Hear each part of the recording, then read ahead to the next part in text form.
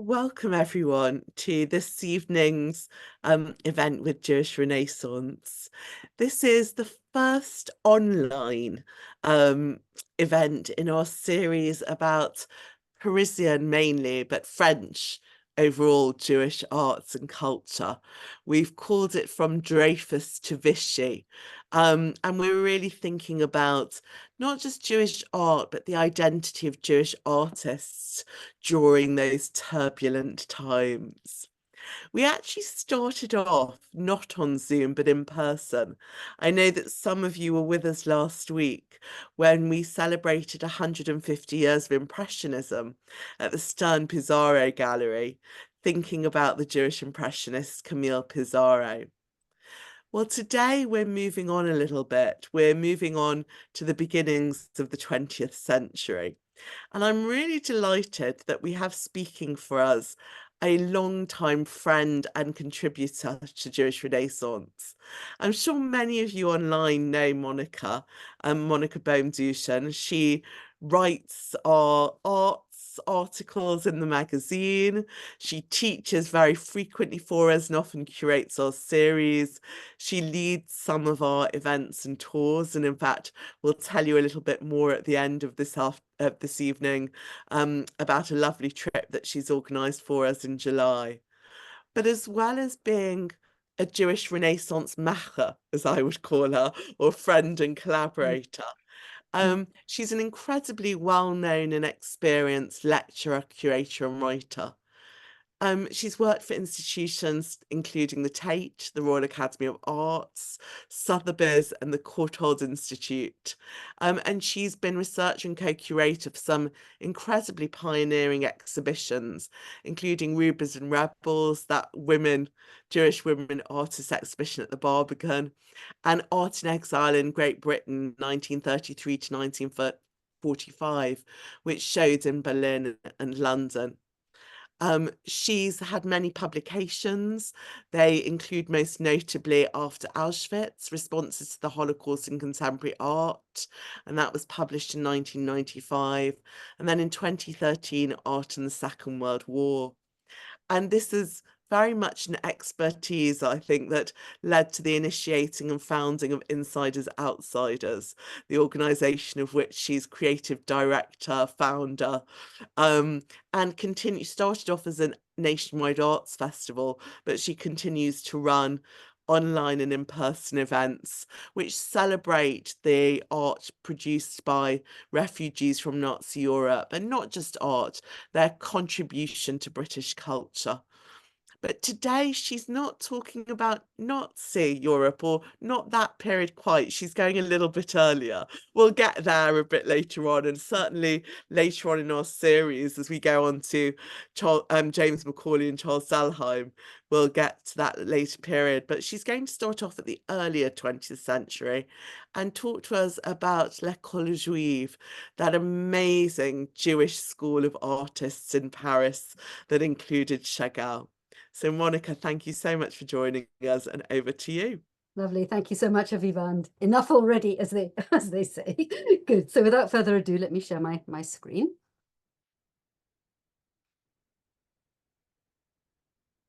Just tell me if it's gone full screen. Is that all good? Yes, somebody just confirm? Yes, that's fine. Yes, lovely. Okay, very good. So the Jewish school, was it a Jewish school? Is that the right word? Are we talking about the École de Paris, the School of Paris? These are all things that I will touch on as we go along. But let me cut to the chase. Essentially, we are indeed talking about an extraordinary number of talented and perhaps sometimes not so talented artists of Jewish origin who congregated in the City of Lighters, it was often called rather romantically, in the early part of the 20th century. I'm going to start with this rather extraordinary image, which is actually quite late in terms of the time span that I'm going to be focusing on, but nevertheless, I think it is eloquent and very much to the point. You may indeed have heard of Manet Katz. His full name was, well, you can see it there in the caption. He's mostly known as Manet Katz. Like so many of these artists hailing from quite religiously observant, if not outright Orthodox, Jewish family background in Eastern Europe. This completely, you know, sort of unashamed juxtaposition or sort of unabashed juxtaposition of the icons of the great city of culture, most obviously, you know, sort of embodied there by the Eiffel Tower, but there on the left, of course, the emphatically Orthodox Jew, complete with all the trappings of Jewish observance, you know, sort of claiming his place, if you like, in this cityscape.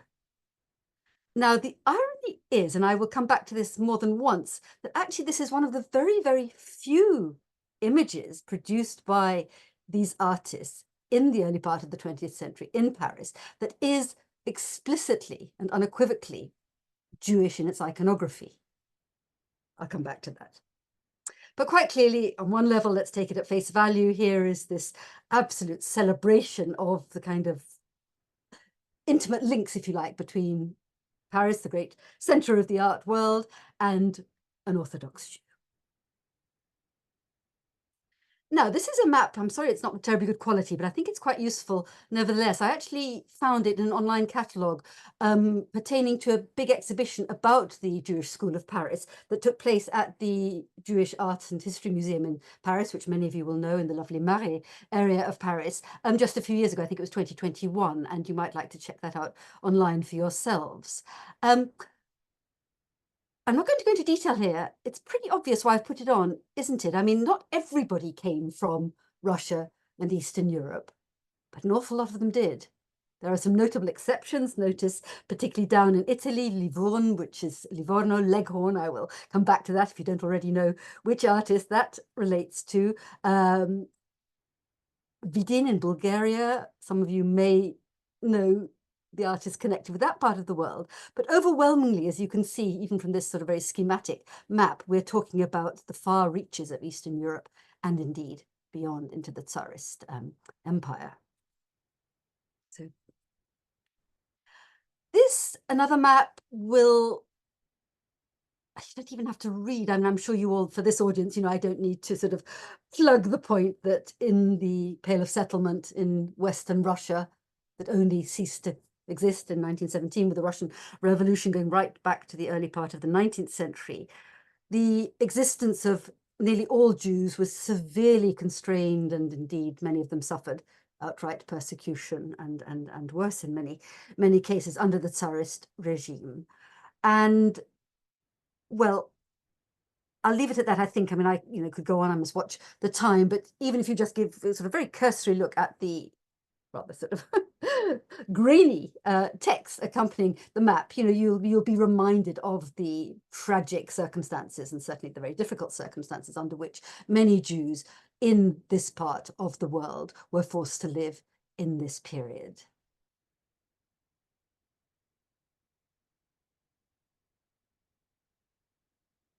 Now, Chagall is undoubtedly the best known of the Jewish artists who congregated in Paris.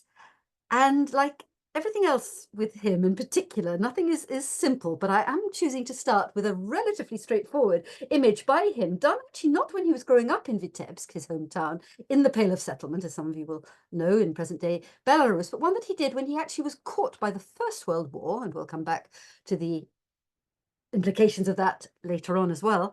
But when he went back for his first one-man show to Berlin in 1914, then back to Vitebsk, gets caught by the war for 8 whole years, and starts painting rather more straightforward images than the ones he was painting in Paris, as we'll see later on, such as this one here. But I think it's quite useful because it gives a sense of the image of the shtetl that we do not always quite accurately associate with these artists from that part of the world. He's a case in point because, yes, the outskirts of Vitebsk, the town into which he was born, were comprised of these humble dwellings. His family certainly wasn't cultured or acculturated in a Western sense, and the notion of being an artist was a very alien one to his immediate family. Let me just carry on. Now, I'm going to give you a quotation here as well, which I think just kind of pads that out. This is typically sort of vivid and eloquent. This comes from the autobiography called, in English, My Life, that he published when he was still in his 30s as a young man. But I felt that if I stayed in Vitebsk any longer, I should be covered in hair and moss. I do not want to be like all the others. I want to see a new world. I'm very happy with all of you. He's addressing his family, I guess, his community in Vitebsk. But have you heard of traditions of X, the painter with severed ear, of cubes, of squares, of Paris? Vitebsk, I'm forsaking you. Stay on your own with your herrings. And I might just mention, just for the record, that his father actually earned a very meager living hauling barrels of herring around. So that's the reference there. Of course, X, Cézanne, severed ear, Van Gogh, cubes, squares, cubism, and above all, Paris. It's not quite the story. If I just go back to this, it's not quite the whole story. And I do want to stress the fact from the outset, there's a certain kind of mythic element, almost a legendary quality that has grown up surrounding the so-called École Juive or the École de Paris, and I'll come back to the sort of relationship between the two later on, which suggests that all the artists, and there were literally dozens of them, some who made the big time, others who didn't, some who survived the Holocaust, some who didn't, and I'll come back to that, that they all came from essentially non-art backgrounds, family, milieu. It's not the entire truth. I mean, for starters, again, sticking with Chagall, he may have lived on the outskirts, the rather humble, predominantly Jewish outskirts of Vitebsk, but actually Vitebsk was a city with an opera house. It was an important railway junction. It was not a small shtetl by any means. Culture was not unknown. And this is true with nearly all the other artists that I'm going to be talking about today. And indeed, many of them, though they may have come from fairly inauspicious beginnings in terms of their very early childhood, actually, a lot of them came to Paris via some of the metropolitan centers of the world. So, for example, I mean, Vilna is one, Munich, Budapest. I mean, there are many. You get the idea that actually the idea that they all came fresh from an environment like we see depicted here to the glittering lights of Paris. It's not the whole truth, and that's important. And indeed, as we'll see, not all of them came, in fact, from that part of the world, and their social backgrounds are also pretty various.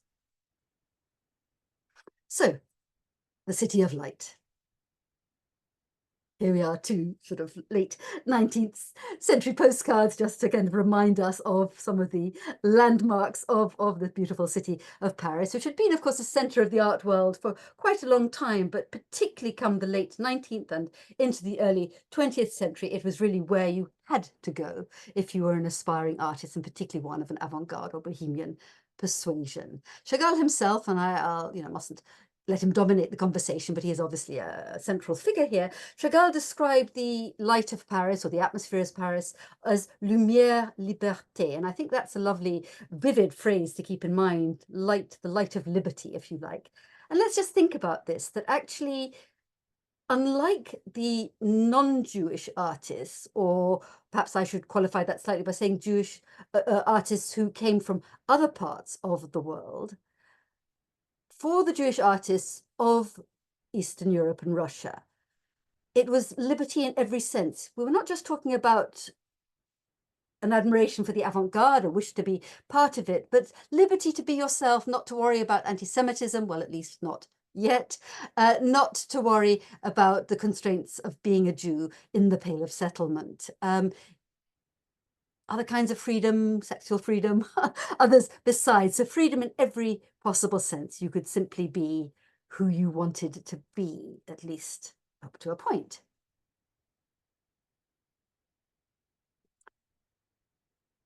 And there are ironies and complexities here, like with every subject, I suppose, under the sun.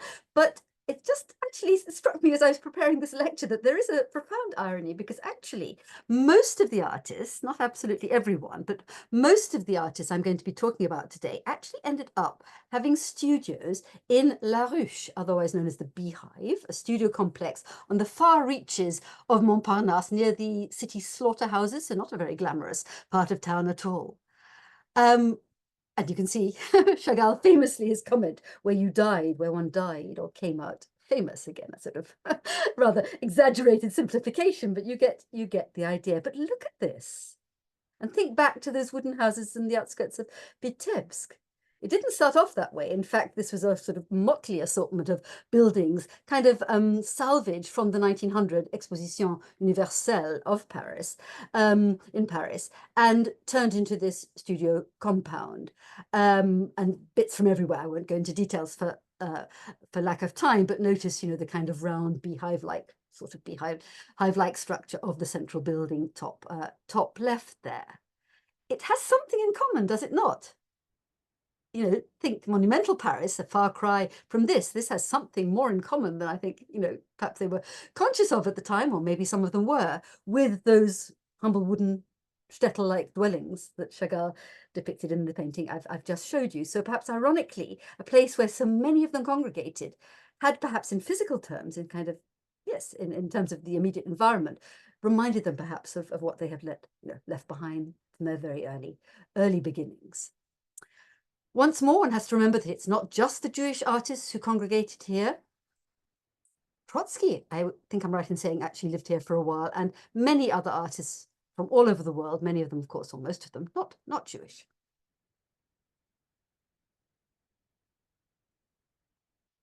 And as you might expect, there were painted renderings of this immediate environment, showing how very ramshackle indeed it was. You may be wondering about the image on the right-hand side. This is an area, or again, a studio compound that was just within easy walking distance, an alternative to La Ruche, also in Montparnasse. On the left, an artist you probably haven't heard of, Pinchus Krémègne, who was in fact a good pal of Chaim Soutine, perhaps after Chagall, the best known of these artists, showing the studio where in fact he was based for much of the time. I should say perhaps a little bit before we go on about Montmartre, the Mount of Martyrs, versus Montparnasse, the Mount Parnassus. As you probably know, Montmartre up on its hill was very much the place where the earliest avant-garde, where Picasso and his pals initially lived, where Cubism in a sense was nurtured and born. Come the second decade of the 20th century, there was an increasing move, partly for reasons of finance and affordability, a move to the much more modern and probably rather less bohemian and glamorous and, you know, sort of romantic surroundings of Montparnasse. And I do actually have, yes, I have a map here which might help orient us here. I don't know how well you all know Paris. I suspect you have some, you know, fairly sound knowledge of the layout. So we're near, you know, the station. It's modern. It's much more, if not outright industrial, it's certainly much more workaday, much less obviously appealing. But it was very much where the artists gathered, particularly from sort of 1910 onwards, and Modigliani, who I'll be talking about in some detail very shortly, in a way set the pattern by moving in, I can't remember, I think maybe it was 1910, from Montmartre to Montparnasse, and with him came, or, you know, sort of concomitant with that, a whole number, as I say, dozens of artists from elsewhere make their home and their workplace around particularly the Boulevard de Montparnasse, the Boulevard Raspail. Notice the Rue d'Odessa, yes, now in the Ukraine, of course, a kind of nod, I'm not sure when the street was named that, but a nod to the Eastern European residents of the area, and so on and so forth. And can you see here the Metro Falguière? That just gives you an idea. It's slightly further away, but also resided in by many of the artists. So what comes with artists? They put down their roots, cafes for sure, studio life, certainly. And I just wanted to alert you to some of the key meeting places. Le Dôme, the Dome, you can see here 108 Boulevard de Montparnasse, which was actually founded in the late 1890s. It was the earliest of these really important social gathering places.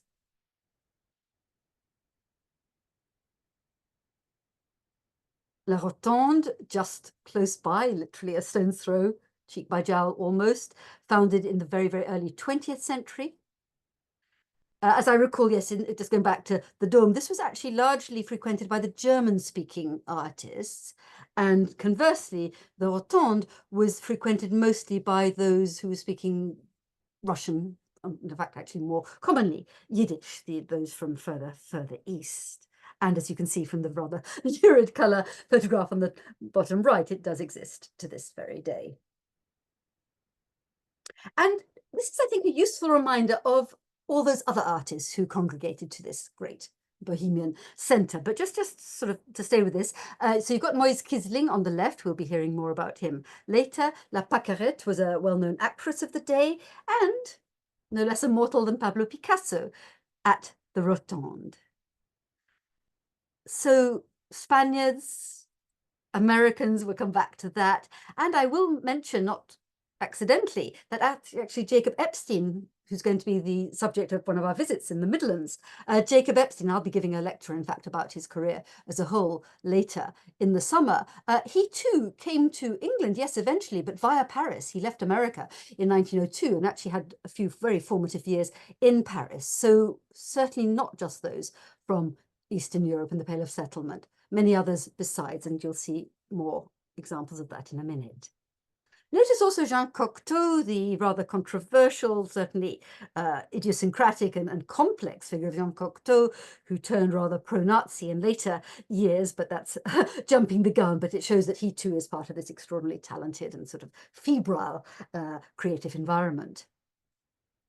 And then there were other cafes that actually came later in the 1920s, La Coupole and Le Select, which actually are not, again, very, very close to the two original, the Dôme and the Rotonde. So these were gathering places where, you know, for the price of a cup of coffee, you could sit, if you wanted to, pretty much all day, you know, sort of conversing with your fellow artists.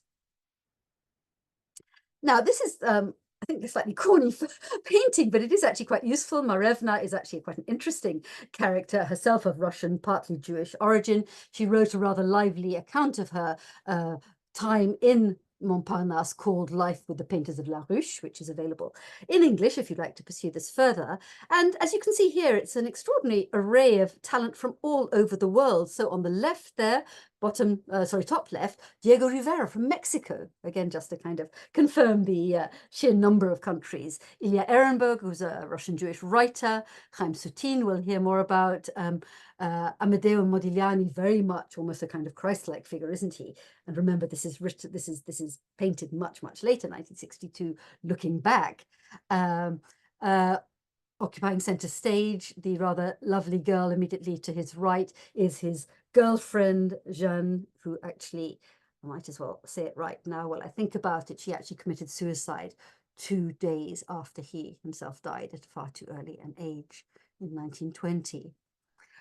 And then you've got Max Jacob, we'll come back to him later, and the gentleman with the pointy beard on the top, the sort of top right, is a Polish, I don't think he was, no, I'm pretty sure he wasn't Jewish, but he was certainly of Polish origin, who was actually quite an important dealer and patron and sponsor for quite a few of the artists. And then there's Marevna and Marika, her daughter, who was her daughter with Diego Rivera, and then bottom right, embracing that rather spiky looking cat, you've got Moise Kisling, who we've already had a taste of.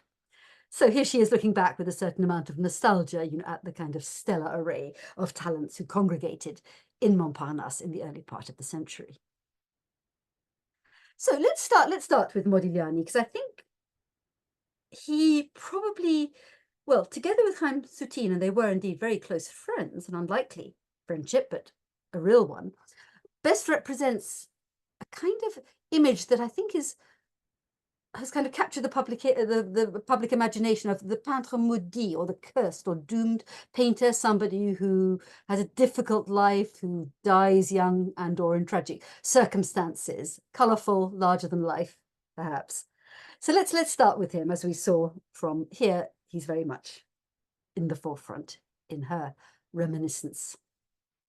There he is then on the left, a photograph of him looking a lot chunkier and rather less effete than he does in his own self-portrait, painted actually just before, quite soon before he dies, in 1919. Now, what about Modigliani? You can probably tell from the name, and I've already pointed out Leghorn on that map. He's actually from a totally different background.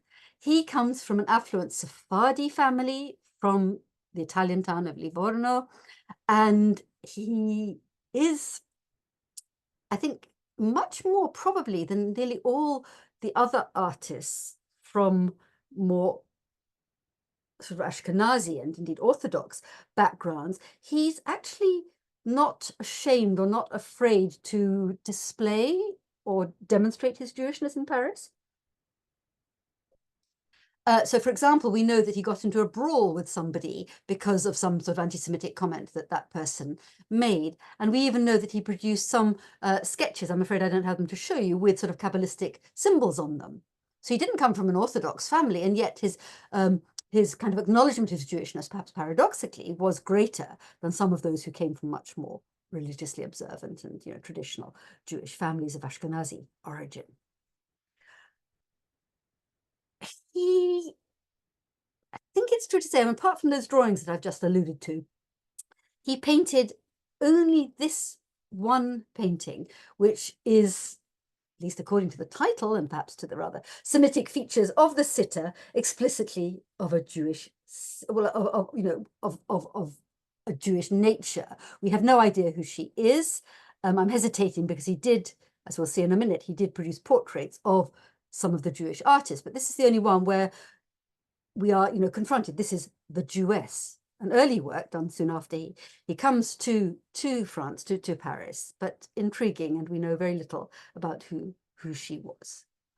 But the fact is, for the most part, as I've already hinted at, Jewishness doesn't manifest itself explicitly in the work of these artists. So staying with Modigliani for the moment, he's best known, I guess, well, on the one hand for his nudes, which I will come back to a little bit later on, but perhaps above all, or perhaps today in particular, for his extraordinary portraits, the way that he makes a record of his fellow artists, writers, intellectuals in early 20th century Paris. So here we have just two for starters. Blaise Cendrars, who was a poet.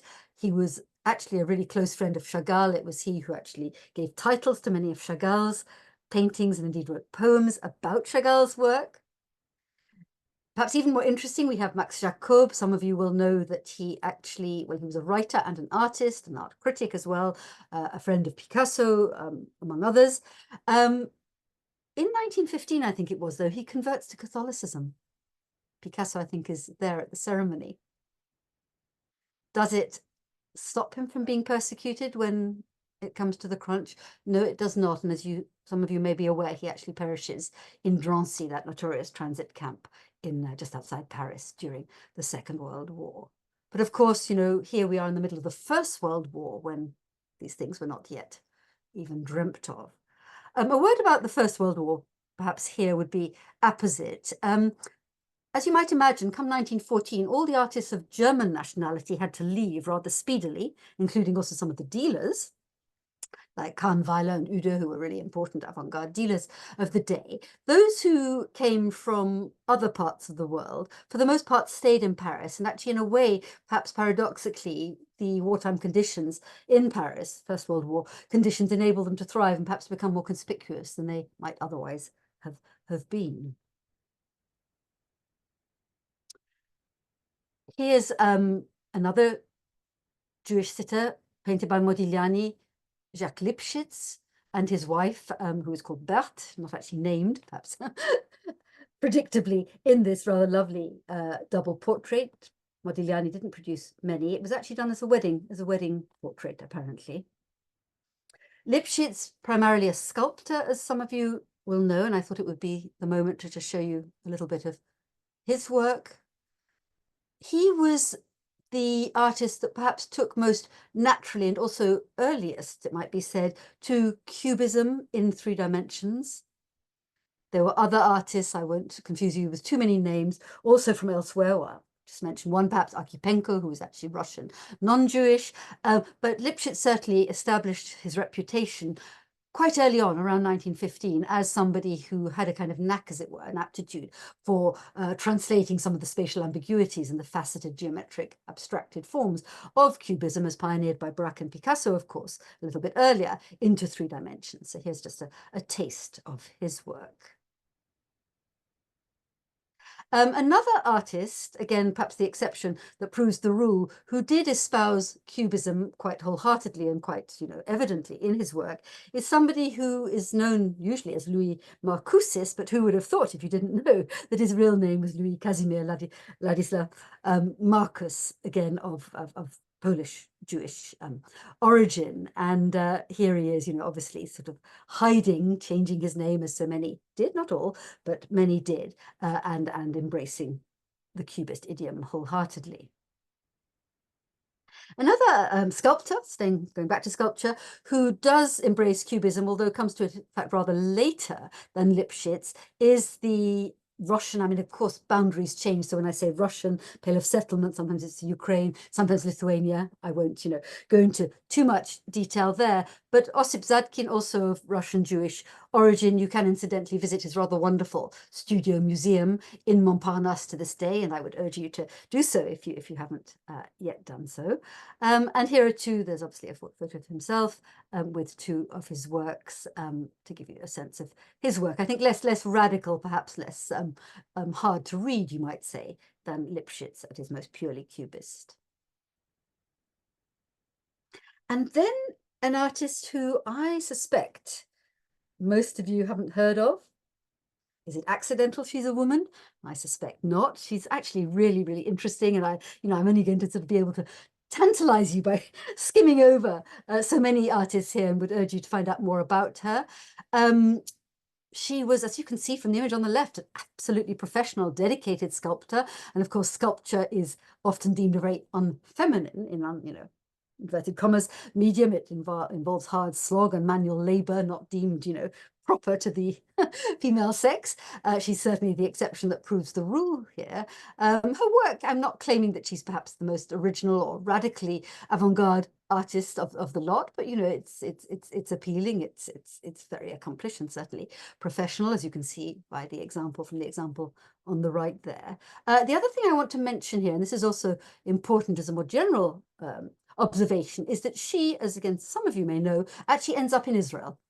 And it is an interesting fact, and indeed Dalia Manor gave a talk about this very subject a good few months back for Jewish Renaissance as part of another series. But actually there were a number of artists of mostly Russian or Eastern European origins initially, who come to Paris in the early 20th century and then end up in the Holy Land, in Palestine, and later, of course, Israel. And she is one of them. So that's a whole other, but, related story.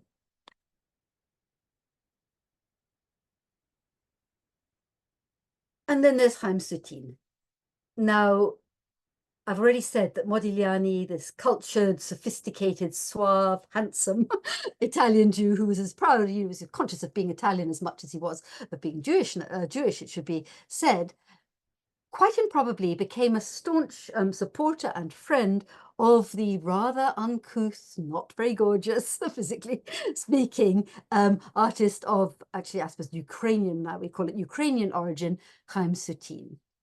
Now, I will say more about Soutine perhaps a little bit, well, I will definitely, a little bit later. So let me just leave it at that for the moment. So here are two, I think, affectionate portraits, aren't they, of his friend.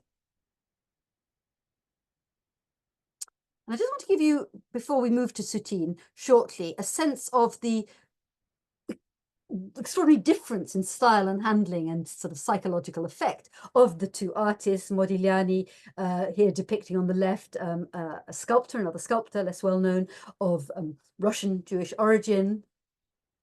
And look how different Soutine's take on the same sitter is. Okay, it's a little bit later, but that really doesn't account for the differences.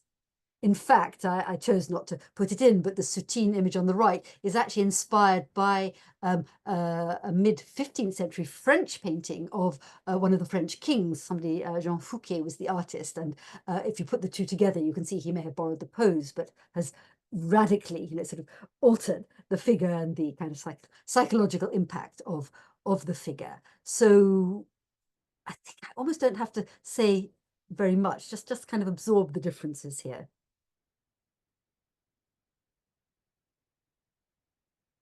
And what about these two?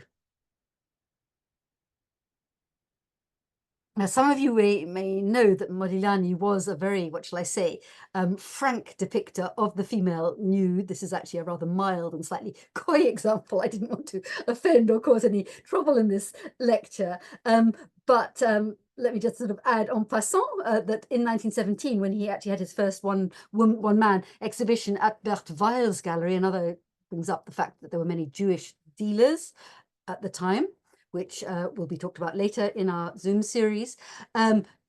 She put a rather explicit reclining nude in the window, and somebody objected, informed the police, and she had to remove it.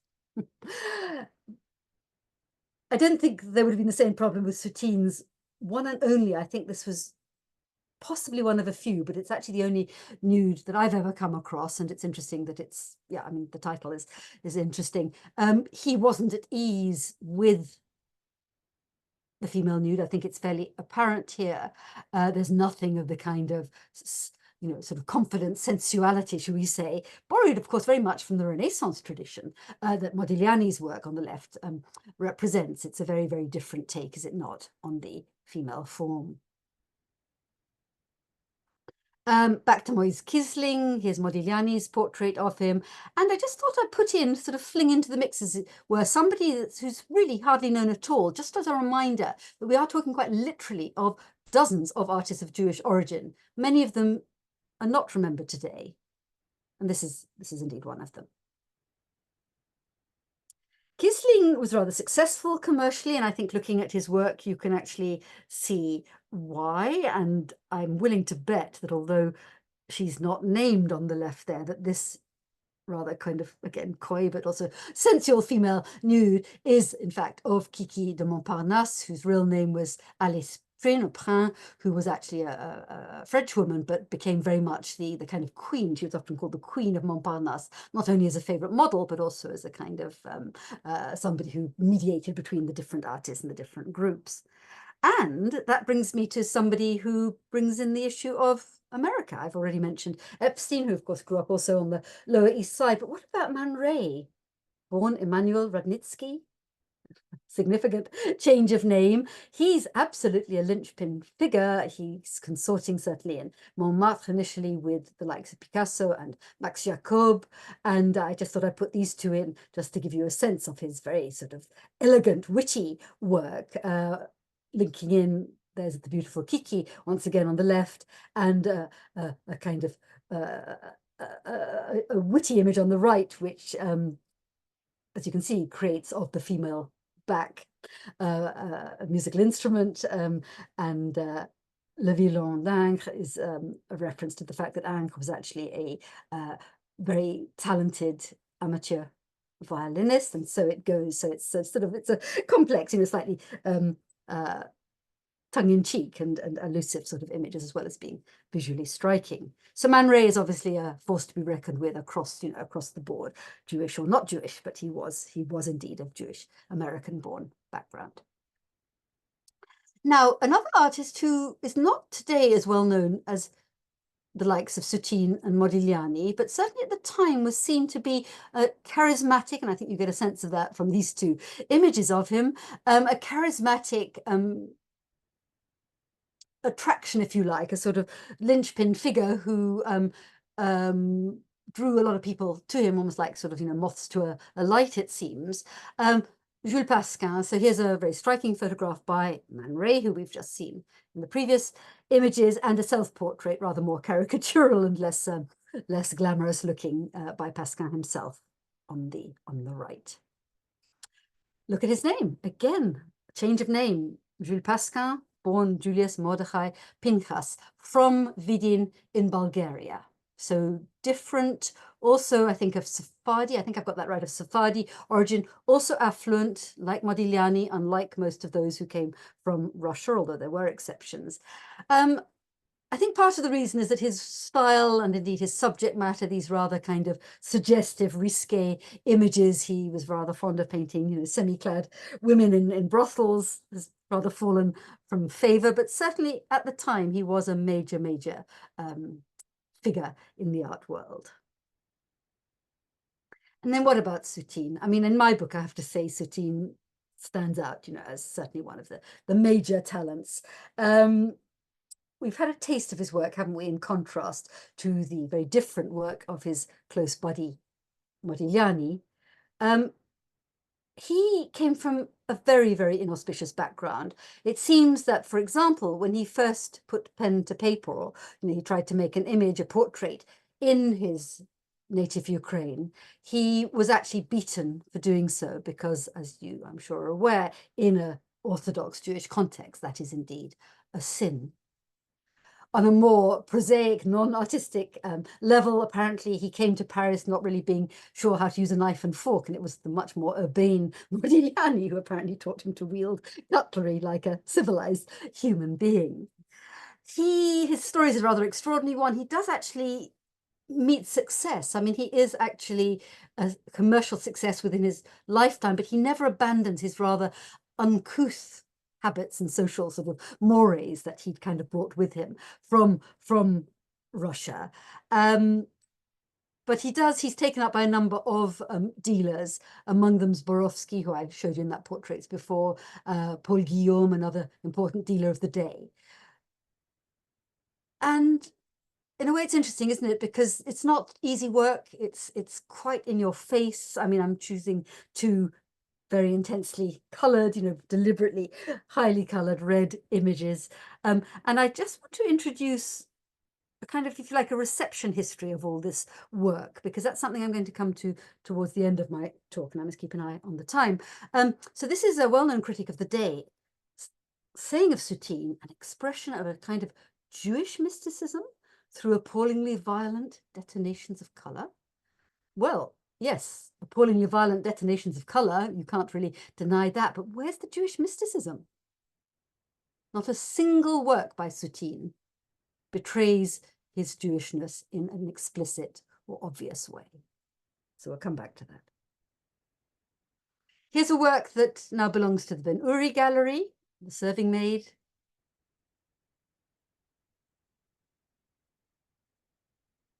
Very painterly, quite obviously expressionistic in its handling of paint, very tactile, very physical, brooding, introspective, certainly not full of joie de vivre, the very opposite, you might say.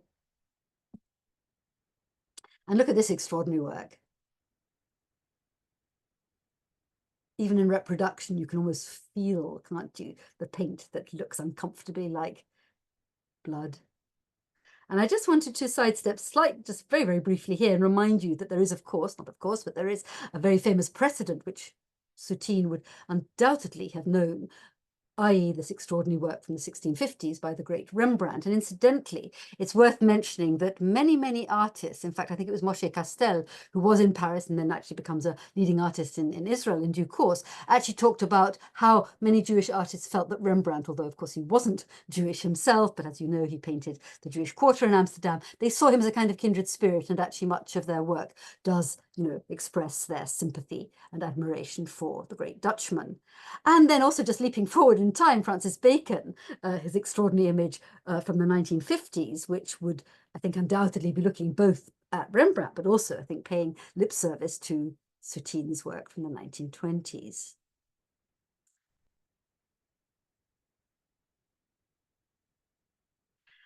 Soutine's probably less well known for the landscapes he produced in the south of France, and this is when he's left Paris, and he's dividing his time, but then actually towards the end of his life and come the beginning of the hard times in the late 30s and into the he actually dies in 1939 of a I think it's a stomach ulcer, cuts his life short, not quite as dramatically short as Modigliani, but also he is quite young when he dies. But in the south of France, he produces a series of quite extraordinary landscapes. And some of you may have seen the show at the Courtauld Institute probably about a year ago, not very long ago, which was an extraordinary experience where there isn't a straight line. I mean, appalling, violent detonations of color, the world in chaos. And this, I think, is quite interesting. Now, Krémègne, as I think I've already mentioned, together with Krémègne, who I'll come to in a minute, was a good friend of Soutine. They all came from a similar part of the world. They were often sort of designated or identified as a kind of trio of friends and compatriots. But look at that. I mean, yes, it's quite painterly, but it's so much less expressive, is it not? So much less extreme, you might say, and therefore perhaps less exciting than Soutine's landscapes of the same sort of period. And here's a flower still life, certainly painted in an expressionistic sort of style with heightened colour. But if you think back to the carcass of beef, this is infinitely more decorative and less troubling, isn't it? And then the third then of the trio, Pinchus Krémègne, I mean, I think, this is a good example of how it's perhaps tempting to shall I say over egg? That's not quite the right word, but to actually assume that all these artists were geniuses. That's never the case. There are only a few geniuses at any time, at any place. But I think nevertheless, they are part of this bigger social and this artistic history, which is, is really, really significant. So here's Krémègne, work-a-day, perfectly sort of acceptable, but not terribly exciting still life. And similarly, although it's actually rather lovely, a portrait of a boy from the interwar period. Now, Chagall, how am I doing for time? I could give a whole lecture, and I mustn't go on too long about Chagall in Paris. It was for him a total revelation. He manages to get there in 1910 with a stipend from the first Jewish member of the Russian parliament, Maxim Vinava, and he's bowled over, like indeed most of them were. Interesting, I think, to see the contrast in every possible way with this very Rembrandtesque, going back to my point earlier, self-portrait done still in Russia, self-portrait with brushes on the left, and this very complex, extraordinary, radical self-portrait he does just a few years later, 1912, 1913. I could give a whole lecture. I mean, there's so much going on here, but notice the cubistic fragmenting of the figure of the artist himself. Notice Vitebsk, his native Vitebsk, there in the clouds as if in a vision on the right-hand side. Paris, the emblem, the Eiffel Tower, obviously. There on the right-hand side, we have Russia in Yiddish, obviously in Hebrew script there. Paris, not France, but Paris, which is interesting, next to the Eiffel Tower, and so on and so forth. As I say, I could go on, but I will just say, with reference to the title, because you're probably wondering what this is all about. It actually is explained, if that's the word, with reference to a Yiddish idiom, indeed like much of Chagall's work, where to do something with 7 fingers means to do something with all your heart and soul. And if you think about the excitement and initially trepidation with which he plunges into the life of the great city of Paris, I think, this absolutely makes sense. So there are many people to this day think that 1910 to 1914 period is Chagall's most radically original, and it's probably true. And I can only really, for reasons of time, give you just a tiny taster of his work, which, as you can see, stands out, does it not, from everything that we've been looking at so far. Not necessarily explicitly Jewish in its references, I mean, not at all. Indeed, the Janus-headed figure on the bottom right there is, reference to classical mythology. I could go on, but I won't. But notice, the sort of fantastical elements, the whimsical elements, which do set his work apart from pretty much everyone else working in Paris at the time. And most famously, perhaps of all, the violinist, but even this one, which has become, the quintessentially Chagallian image. I mean, it's a complex one. I mean, notice, well, yes, the shtetl-like wooden houses, but notice, the church, the way the cross and the church dominates the skyline, just as it did in that image of Vitebsk seen in the clouds, in that self-portrait image. Nothing is simple where Chagall is concerned.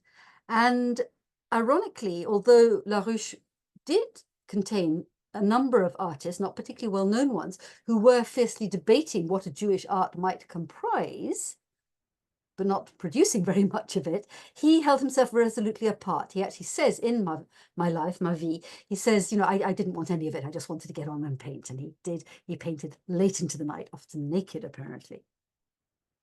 And just rounding off my assortment of images, as I say, there were lesser known and probably indeed ultimately less talented, less original artists who I will just introduce you to, some of them briefly, who did, not always, but in Paris in this period, produce images which obviously do relate, as you can see here, to Eastern European Jewish life. Itzhak Frenkel Frenel, funny name, is actually another example of somebody who ended up in Palestine and makes his home there. Cubism, yes, is definitely there as well, isn't it? Manet Katz, going back to him, he wasn't particularly interested in Cubism, and his work, perhaps more than anybody else, was pretty much always about the experience of the Orthodox Eastern European Jew, even when he's paying homage, as we saw at the very beginning, to the city of Paris. And this is another woman, Alice Halitzka, or Halitzka, I suspect it's pronounced, who was actually married to Louis Marcoussis, who, remember, the Cubist painter. An example, and I think, one has to remember when one's talking about Jewish iconography that many, like you see here, would actually move between explicitly Jewish subject matter and subjects that have absolutely nothing to do with Jewishness at all, as indeed you can see in this example. One of the significant, smaller number, it's true, but significant number of women who were indeed active and successful in this period in Paris. Now, I want to end up, perhaps rather disturbingly, by thinking about how these artists were perceived and received. This is André Warnaud, who was actually a Protestant man who was predisposed to be very sympathetic, as you can see from this quotation, to the disproportionately large number of Jewish artists who made Paris their home. The promised land, yes, I think it gives a sense of the way that, it was such an attractive proposition to come to Paris in the first place. But look how defensive the tone of his writing is. Ought we to reproach them, who carry nothing in their baggage and the will to enrich their art with what they will find here? It suggests that he's actually rebutting different kinds of opinions. 1925 is the year. And look at this. Same year.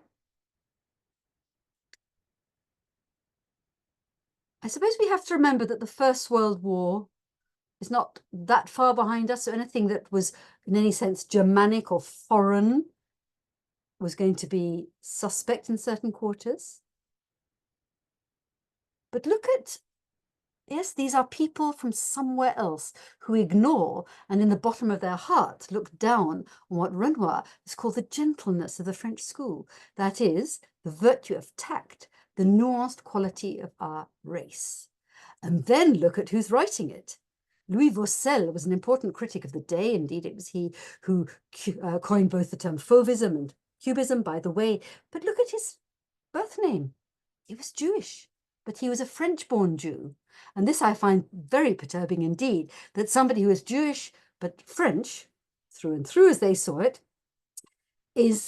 finds himself able to make these really quite appalling judgments on his fellow Jews from elsewhere, and clearly allying himself with the French school, the École Française, as opposed to the École de Paris, which is the term that was often used rather than the École Juive, but to imply a predominantly Jewish or Jewish-dominated, not a school exactly, although the term school is used, but a kind of gathering of artists who congregate in Paris in this first two decades and indeed slightly more of the 20th century. Very, very disturbing, I think. And here, just to kind of put this all in a perspective, aesthetically speaking, here are two artists who were presumably exactly the kind of tactful, nuanced, gentle artists approved of both by Renoir and indeed by Louis Vaucel himself, who would epitomize to many people in the 1920s and into the 1930s the École Française in stark contradistinction to the École Juive or the École de Paris. And, well, this is a very different kind of art. I mean, certainly in my book, it's a lot less interesting, less passionate, less emotional, less radical. But, the contrast is extreme. And just to kind of reinforce what I'm getting at here, have a look at these two quotations again from the 1920s. So this is pre-Vichy, pre the Second World War, 1920s. Also, what you won't know from the name, Adolf Basler was himself Jewish. So another example of somebody who is so keen to assimilate into French cultural life that he is prepared to essentially be racist and, implicitly anti-Semitic in his comments. And much more toxically still, the Mercure de France, one of the leading newspapers of the day that painting became for the many a speculative business. The Jew came in, and the ancient calligrapher of the Talmud went out to buy canvas and colors. Same old, isn't it? These sort of racist, anti-Semitic tropes that rear their ugly head.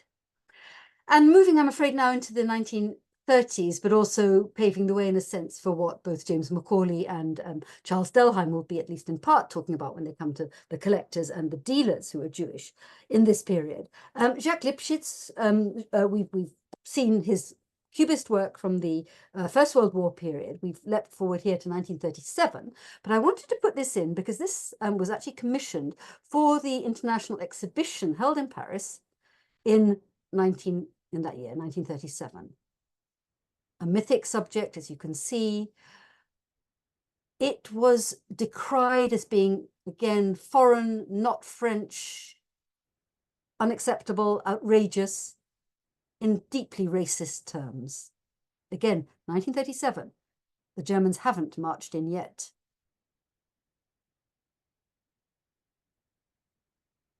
And when they do, it's a murky, ugly picture, as I'm sure you're aware. But I think it's really important to be aware that these, if you like, the seeds and possibly more, this evidence of racism and anti-Semitism in the French art world is there long before. Yeah. So this is a notorious image which actually was exhibited. It was the kind of centerpiece, if you like, the star attraction of a notorious exhibition called Le Juif en la France, the Jew in France, held at the Palais Berlitz in Paris in late 1941, early 1942, and indeed the Germans were well ensconced. It then actually traveled extensively elsewhere in France, but this image, I think, will suffice.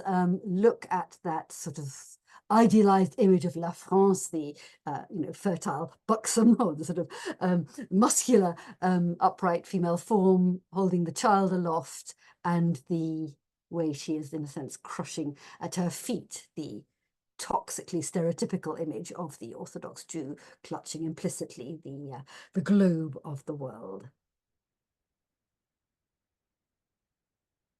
And I want to end with a sobering image, but I think, one has to look the facts in, or two images, I should say, the facts in the face.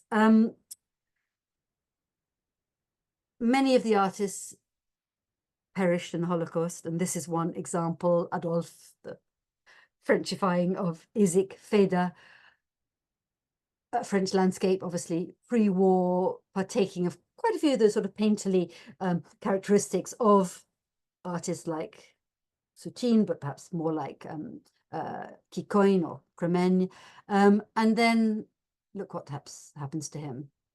Here he is, a very beautiful drawing, you might say, full of a kind of defiant dignity, where he is actually wearing the yellow star. He's deported from Drancy to Auschwitz, where he dies in 1943.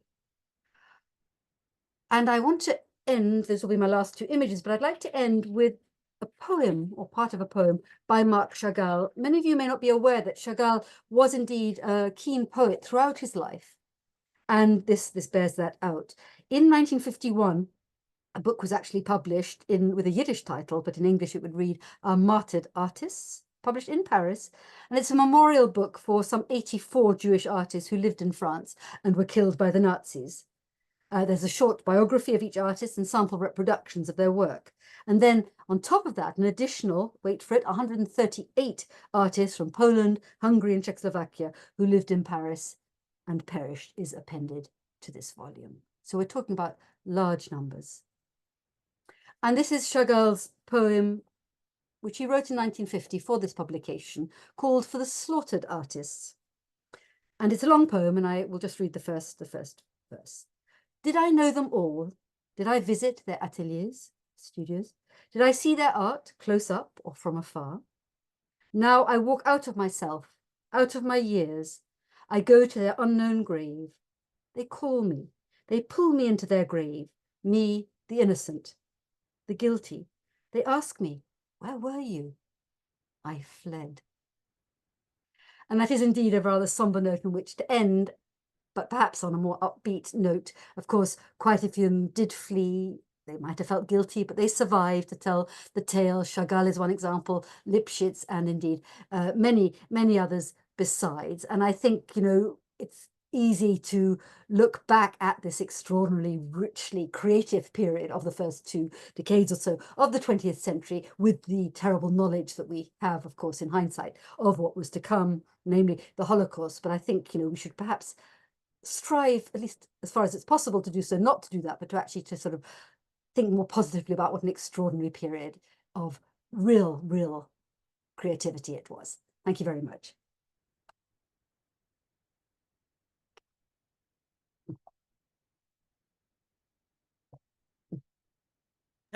Many thanks, Monica. What a fascinating talk. And I mean, I didn't know that Chagall wrote poetry, I have to admit. What a moving piece at the end, but such a tormented piece as well. And it really puts into context that idea of what fleeing really meant and survivor's guilt. You can hear it there.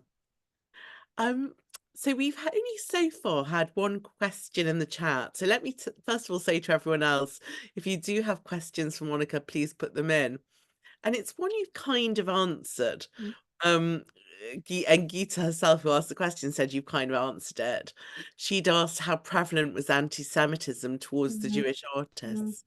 But I want to kind of take that question and go back a bit. I mean, clearly you're showing in the 30s and in the Second World War, but in the kind of 1910s, 1920s, that really fertile period, yes, they're fleeing anti-Semitism, but they're also coming to a place which is, the Dreyfus affair has happened. We called this series From Dreyfus to Vichy. What kinds of world did they enter and how were they received? And did they feel any anti-Semitism as they arrived? It's a very good question. I think, just to backtrack slightly from that, I mean, those comments that I quoted from the 1920s, I think must not be forgotten. 1925, yeah? So I'll answer I'll come back to your question in a minute. But those toxic comments already rearing their heads in 25 is, I think, disturbing. Yes, it's post-Dreyfus, but it seems, I mean, I'm hesitating slightly, but I'm not aware that overt anti-Semitism is something that they had to deal with. It seems, at least in the circles in which these artists, and indeed Picasso, Diego Rivera, et alia, Man Ray, mixed, that actually it was such a cosmopolitan, heady mixture of people from elsewhere that actually being different, being foreign, unless, of course, in the First World War context, you were German, that was obviously a problem and you had to leave. But for those who came from elsewhere, as far as I'm aware, and as I say, I'm not feeling I'm completely in command of the answer, but I think, certainly relatively speaking, it wasn't a problem. Okay. Yeah. So it's interesting that kind of cosmopolitanism you talk about, because there's the cosmopolitanism. There's also some interesting kind of meetings of class, which you talked about a little bit with Modigliani and Soutine. And I was really struck with Soutine. I mean, and I have seen some of the exhibitions, not just a recent one, but what about, I don't know, 10 years ago at the Courtauld, which looked at kind of Soutine's portraits of all the people in the hotels who were the workers. All right, yeah. And I was thinking a lot about last week when we were in the Pissarro Stern Gallery, for those who were with us. And he talked about Pissarro's class consciousness as well, that being other because of being Jewish and meaning, which meant you were outside the salon of Paris, the main salon, that kind of getting together the artists who are also in some ways other. And that might be about Jewish identity, it might also be about class or financial ability.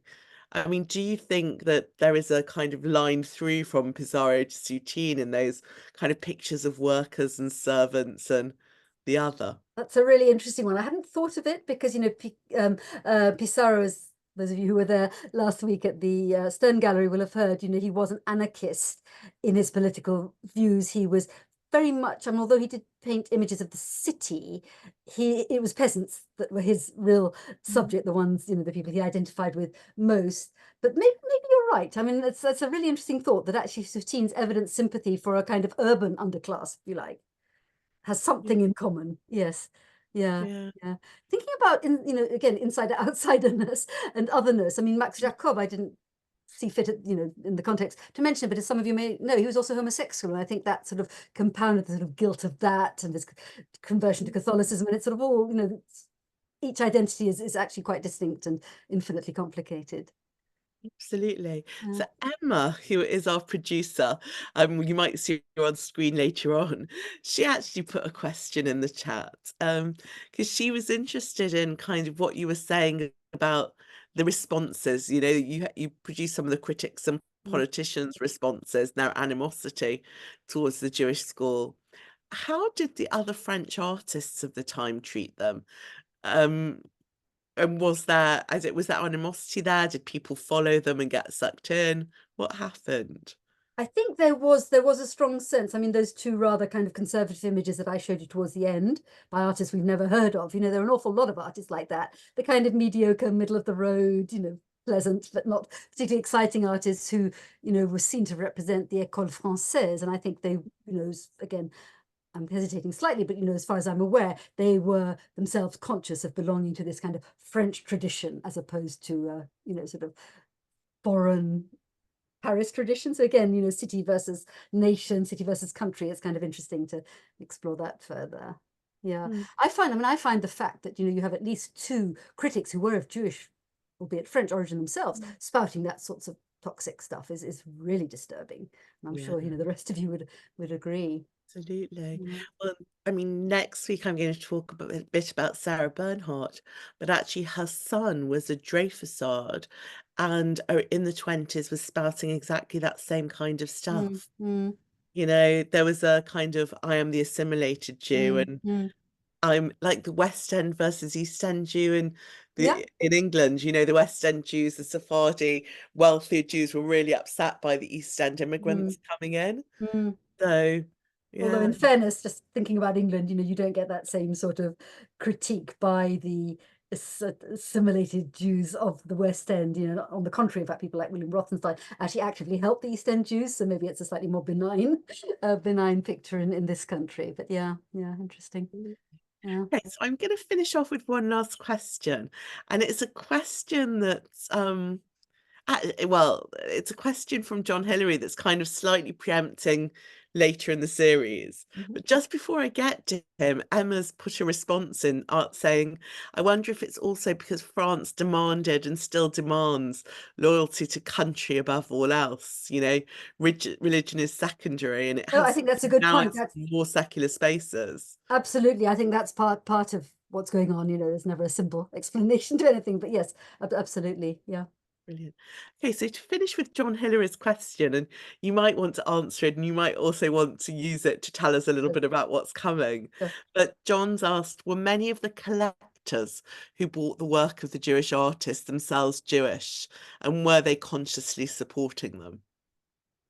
I'm going to answer. Well, actually, I'm not going to answer that, John, directly, because I'm not the expert on the collectors. You probably know even more about it than I do. And actually, it's James Macaulay the week after next who's going to be talking specifically on that. So I'm going to leave him to talk detail. I think there certainly were some, and equally there were people like the Nathan sons, for example, who supported people like Bonnard, who wasn't of Jewish origin. So, it kind of cuts across all the various divisions. But certainly in terms of the dealers, do you remember I mentioned Berthe Weil, as the name suggests, of Jewish origin herself, Bernheim Jeune? I mean, the dealers are the ones that immediately come to my mind in terms of them being the ones who mediated between the collectors and the artists themselves, who were of absolutely crucial importance, in making their work sort of better known. So that's not a proper answer, but it's a sort of answer. But yes, the Jewish, and indeed, I think a point that David Stern made in the gallery last week, as I recall, is that in the 19th century, sort of going back slightly, they were actually, the Jewish presence was more obvious in the world of dealers and collectors than it was among the artists themselves. There were actually far fewer Jewish artists, practitioners in the 19th century than there were to be in the 20th century. And of course, the Jewish School of Paris that I've been talking about today, really makes that very, very evident. Fantastic, thank you.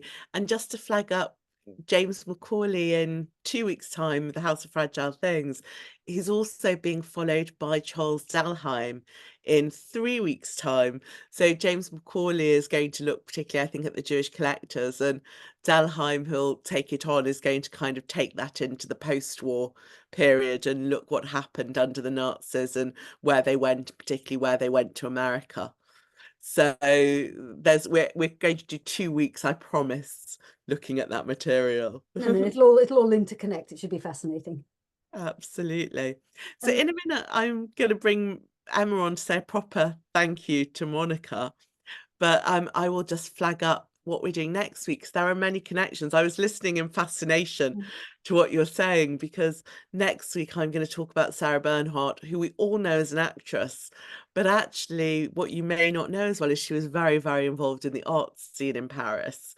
So she goes across both the periods of the Pissarro, the Impressionist period, and the modern art period, the L'École Juive. She dies in the mid-1920s. And I'm going to pick out a little bit, as well as looking at her acting career and her Jewish identity, some of those interconnections with the art world, and in fact, her own identity as an artist as well. So we'll definitely pick up some of Monica's themes and all those questions around what modernism does, what anti-Semitism does, about community, and also about the response, not just to the creativeness of these Jewish artists, but to their heritage from coming from Germany, coming from Russia, when we're just post the Franco-Prussian War, and what that means for people in France. Aviva, before you hand over to Emma, can I just also say one other thing which is relevant? That actually this kind of tendency to label, designate the really quite disparate group of artists that I've been talking about today as somehow Jewish persists. In fact, there was one slide that I chose not to show for lack of time, but from the 1960s, a quite well-known German art critic, Werner Haftmann, who says that actually, despite the sort of range of styles, despite the lack of overtly Jewish subject matter, somehow there is something quintessentially Jewish about this kind of brooding, melancholy, expressionistic tendency. But even that doesn't cover all the artists that we've been looking at today. So it's such, it's really interesting, isn't it, the way that these tropes and tendencies actually persist well beyond the period in question. Absolutely. And you just mentioned the word expressionism, and I know Emma's going to mention this in a moment, but you're going to take that notion of expressionism into the German expressionists, aren't you, when we go into the modern art in the Midlands world a little bit later on in the term. So please do come back later on for more of Monica. And even if you can't come with us to the Midlands, she'll be doing an online talk about Jacob Epstein. But let me hand over to Emma to do a proper thank you, because that was a really wonderful talk and deserves a proper thanks. Yes, thank you so much, Monica, for such a wide-ranging view of all the different artists who were involved in what may or may not have been a cohesive school, and for shining a light on maybe some of the people that we haven't seen before, as well as the more famous names and works of art. So thank you. And as Aviva said, if you want to see more of Monica, come and join us in the Midlands. So we'll be going to the Warsaw Gallery to look at some Jacob Epstein sculptures. We will be going to the Leicester Museum and Gallery for the German Expressionist collection that Aviva mentioned. And Monica will also be taking us to St Matthew's Church in Northampton to look at Graham Sutherland and Henry Moore artwork. So it'll be a really special trip, and we have just a few spots left on it. So we would love you to join us. And we're very lucky that Monica has been busy programming the rest of this art series. I think if we had a building, Monica would be resident in it for the next few weeks. So please do come back for more art history and Jewish arts and culture in Paris. Thank you very much. Thanks to Monica, and thanks to you all for coming. Okay, good night, everyone.